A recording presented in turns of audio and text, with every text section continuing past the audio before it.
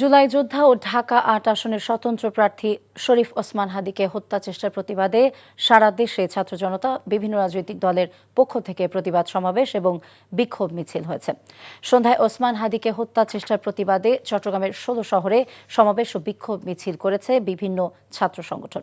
এ সময় বক্তারা হাদিকে হত্যার চেষ্টার সাথে জড়িতদের গ্রেফতার এবং দৃষ্টান্তমূলক শাস্তির দাবি জানান। স্বতন্ত্র প্রার্থী এবং ইনকিলাব মঞ্চের মুখপাত্র শরীফ ওসমান হাদির ওপর গুলি বর্ষণের প্রতিবাদ এবং হামলাকারীদের দ্রুত বিচারের আওতায় আনার দাবিতে বরিশাল, খুলনা, রাজশাহীতে বিক্ষোভ ও মানববন্ধন করেছে সর্বস্তরের মানুষ।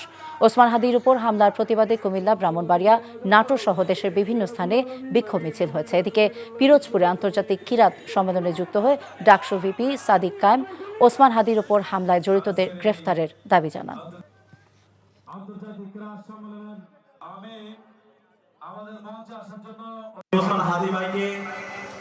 যারাই গুলি করেছে তাদেরকে দ্রুত সময়ের মধ্যে তাদেরকে অ্যারেস্ট করতে হবে।